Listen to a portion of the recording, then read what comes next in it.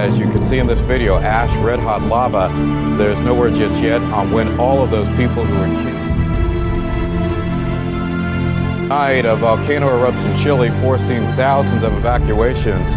That volcano, one of the most active anywhere in South America, it blew its top during the opening. Crowds running for safety.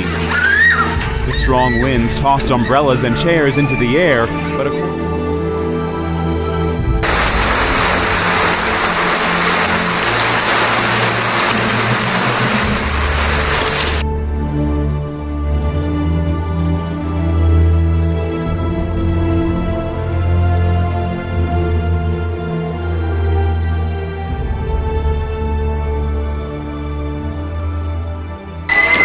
this waterspout roared ashore in Recife, Brazil, sending crowds running for safety.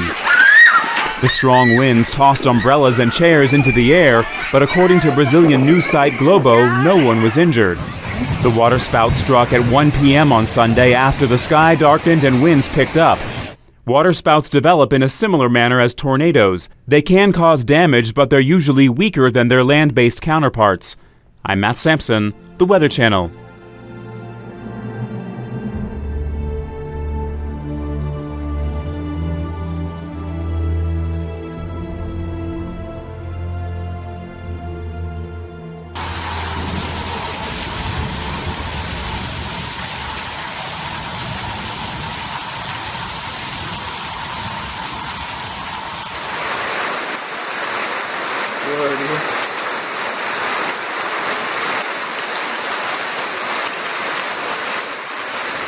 The ground is covered in ice particles.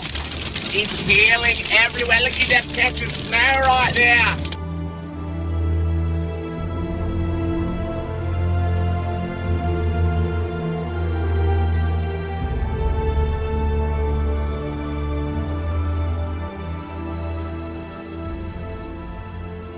Take a look at this. This is dramatic video out of Brazil showing a 9-year-old and his uncle being pulled under. Did you see that? Being pulled under the water and sucked into a flooded storm drain that they were trying to clear of debris right there. Watch that. That's why they're screaming. Oh my goodness. So the young man and the 4 men were seen playing in a pool of muddy flood water as they try to clear plants and other debris from backing up into the storm drain. Then suddenly they were just pulled underwater. As the pipe's passageway clears up, the boy's aunt, who filmed the potentially deadly scene, that's the one you heard screaming as the two just disappeared underwater. Thankfully, okay, watch it one more time as they're going to go under. Right? That shows you the force of that water. The scary encounter, of course, thankfully, I should say, the young man, he emerged from the other end of the pipe, about 20 feet away. Wow, the two only suffered minor injuries.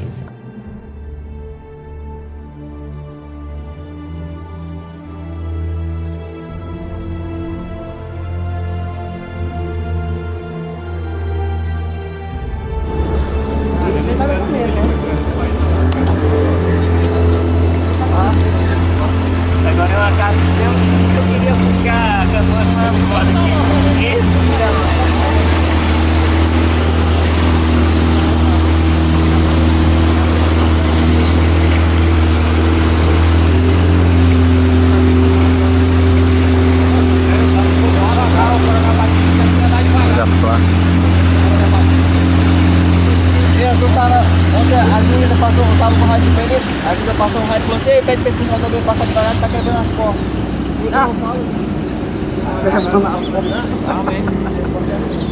Ali, ó. Aí a juíza mandou pra ele falar comigo, eu já esse aí foi tudo os caras que arrumaram. Foi. Ah, o bastardo. Quer pegar o cassete?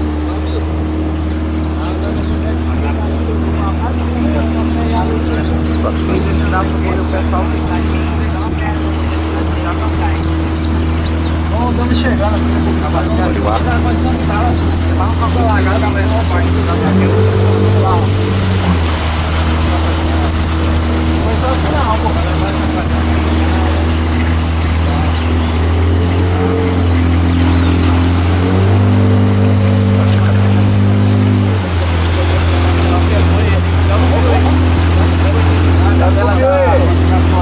bate e ele vai pra passar.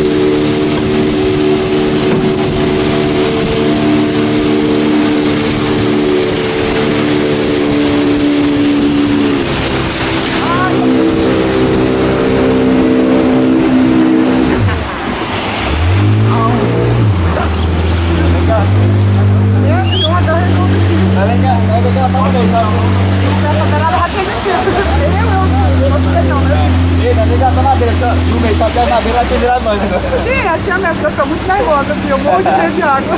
Eu com medo? Não, já passou. Já passou, filho.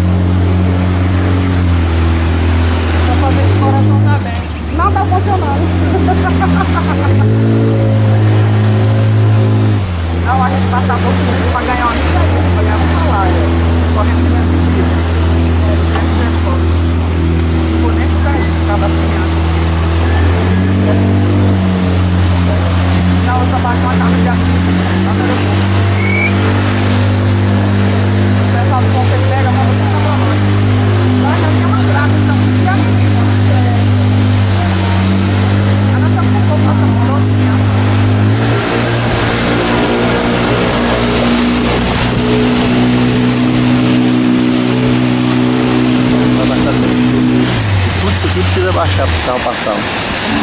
Já do outro lado.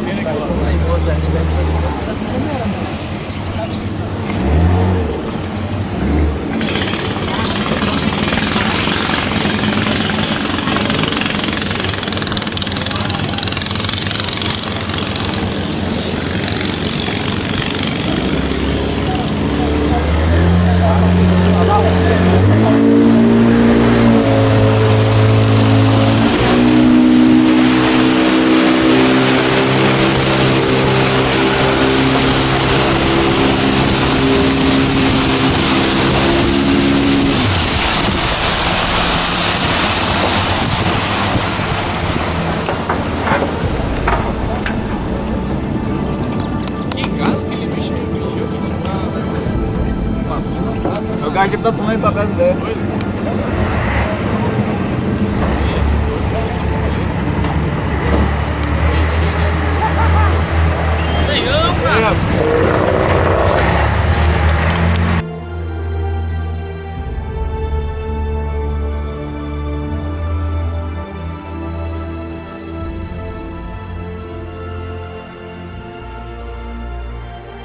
Dramatic video coming in this noon of police officers in Los Angeles fatally shooting a homeless man after a confrontation.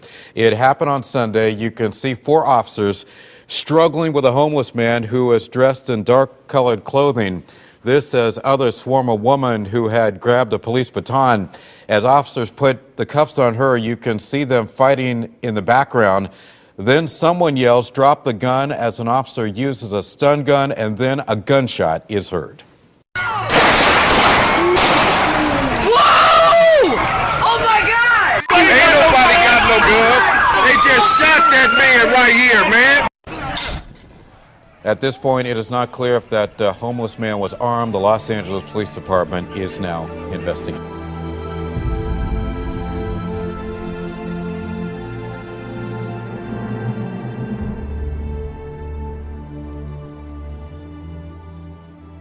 Tonight, a volcano erupts in Chile, forcing thousands of evacuations. That volcano, one of the most active anywhere in South America, it blew its top during the overnight hours, spewing out, as you can see in this video, ash, red-hot lava. There's no word just yet on when all of those people who were chased from their homes will be allowed to return.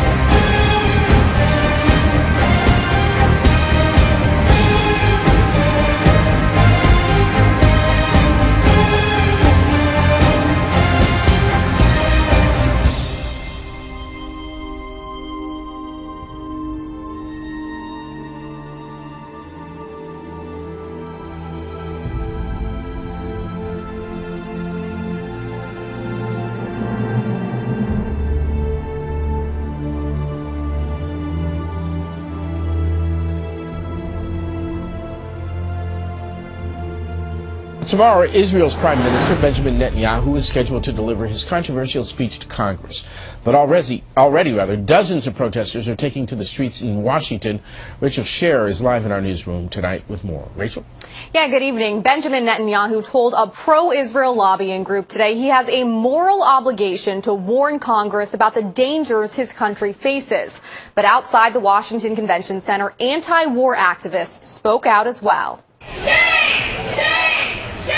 During AIPAC's annual conference, anti-war protesters grew louder outside.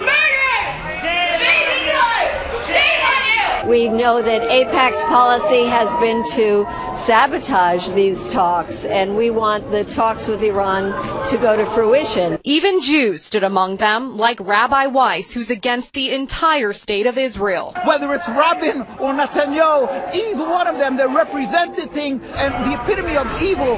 An idea this bystander calls ignorant. They're talking about stuff they don't understand. If they lived in Israel, if they lived in a place where bombs fell and that shrapnel fell on top of them, they'd feel differently. It strikes an emotional chord for Martin Getzow, who came all the way from Pennsylvania to warn the world about the threat Iran poses. If nothing happens, he worries history will repeat itself again. When Jews were wiped off the streets in Paris and Hungary, nobody came and saved them. Jews are not going to die because they're not getting spoken for. And if it takes Prime Minister Netanyahu to come and talk here, whether he's invited or not invited, so be it. And protests will resume at 8 a.m. tomorrow morning. They'll begin with a march to Speaker John Boehner's office and wrap up on the west lawn of the Capitol building just prior to Netanyahu's speech. Reporting live in the newsroom, Rachel Scherer, News Channel 8.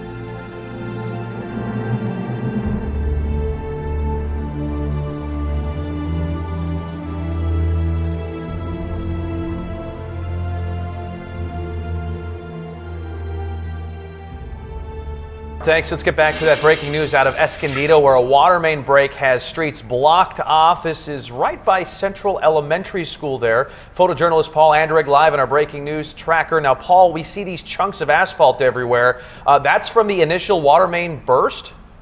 Yeah, this isn't due to any construction or any work done by the crews. This is all done by the force of water coming out from the ground from this pipe. You can see what can only be described as some sort of moonscape, and that moonscape is complete with a crater. You can see this one is completely filled with water.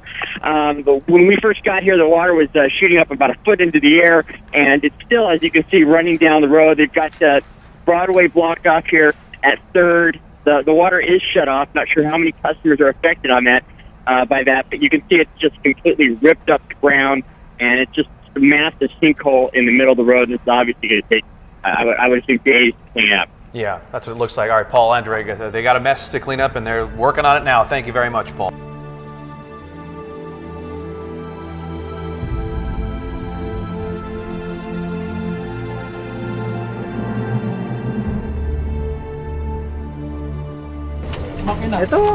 Joel Casas tries to put on a brave face. Everything that his family has built for decades has been reduced to this, lost in a fire that has destroyed the homes of over 2,000 other families in downtown Manila. I can't express my grief when I look around me. I can't even explain what happened. There's nothing to save. We accept that this is a tragedy. We just have to start over, find a job, work again, and rebuild everything. Cecilia Castillo lost her home too. She does not know how long she will have to live in this temporary shelter, along with 9 members of her family. We will be grateful for anything we can get, not just for my family, but for all of us here. We hope that those who can will help us. According to the local government, at least 80 homes are destroyed here every day due to fire. Majority of these are in areas like this one, in shanty towns where electrical wirings are often faulty and where houses are made of lightweight flammable materials. The lack of housing for poor urban communities has long been a problem. 1 in 4 of Manila's 16 million residents lives below the poverty line. Most of them have left their provinces in hopes of a better life in the city. And that has left Manila extremely congested. You have to put these informal settler families or the ISF to a different place wherein they could build residential houses. They could have work livelihood programs in that area.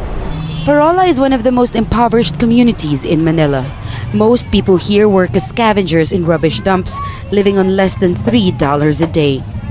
People here have always thought that life can't possibly get worse, and fires like this destroy whatever hope they have left. They say they just have to start all over again. Jamala Lindogan, Al Jazeera, Manila.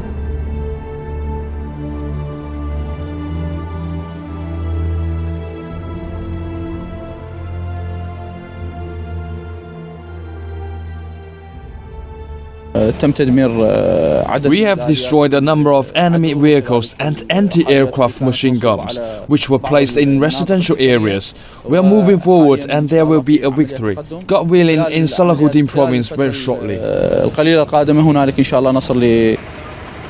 The army says it's aiming to take back Tikrit and the whole of Salahuddin province from the Islamic State and has not asked for airstrike support from the U.S.-led coalition. Military officials say progress is being slowed by roadside bombs and snipers, but they are advancing gradually. Tikrit is now surrounded on 3 sides, west, north, and south, and the army is now trying to take up positions to the east amid heavy fighting. The offensive is the largest military operation in the province since last June and could have a major impact on plans to move further north to recapture Mosul, the largest Iraqi city under Islamic State rule.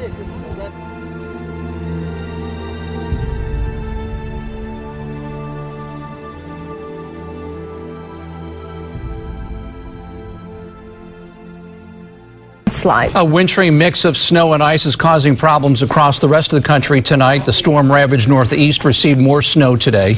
In Massachusetts, the weight of all that snow collapsed roofs, including a stable where crews had to rescue horses trapped inside.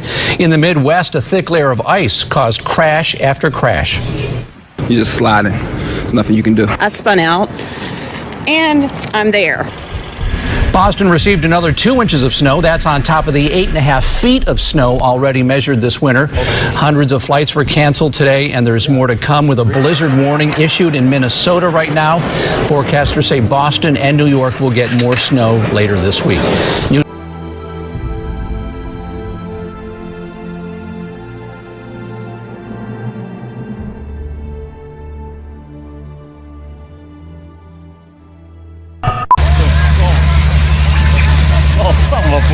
Alltså kolla, vi har ju kraschat.